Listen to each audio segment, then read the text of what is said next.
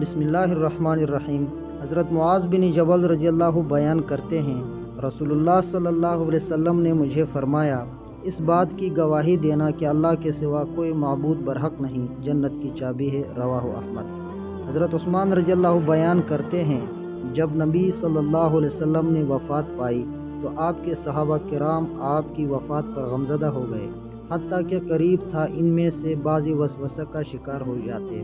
عثمان رضی اللہ بیان کرتے ہیں، اور میں بھی انہی میں سے تھا، بس میں بیٹھا ہوا تھا کہ اسی اثنا میں عمر رضی اللہ پاس سے گزرے اور انہوں نے مجھے سلام کیا، لیکن شدت غم کی وجہ سے مجھے اس کا کوئی پتہ نہیں چلا۔ بس عمر رضی اللہ نے حضرت ابوبکر رضی اللہ سے شکایت کی، پھر وہ دونوں آئے، حتیٰ کہ ان دونوں نے ایک ساتھ مجھے سلام کیا تو حضرت ابوبکر رضی اللہ نے فرمایا، آپ نے کس وجہ سے اپنے بھائی عمر کے سلام کا جواب نہیں دیا؟ میں نے کہا، میں نے تو ایسا نہیں کیا۔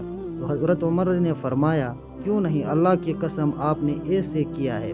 عثمان رضی اللہ کہتے ہیں، میں نے کہا، اللہ کی قسم مجھے آپ کے گزرنے کا پتہ ہے، نہ سلام کرنے کا۔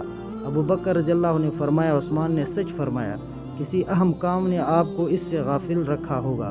تو میں نے کہا، آپ نے ٹھیک کہا۔ انہوں نے پوچھا، وہ کون سا اہم کام ہے؟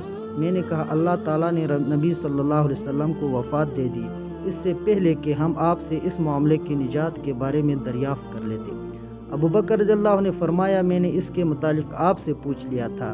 میں ان کی طرف متوجہ ہوا اور انہیں کہا، میرے والدین آپ پر قربان ہوں، آپ ہی اس کے زیادہ حقدار تھے۔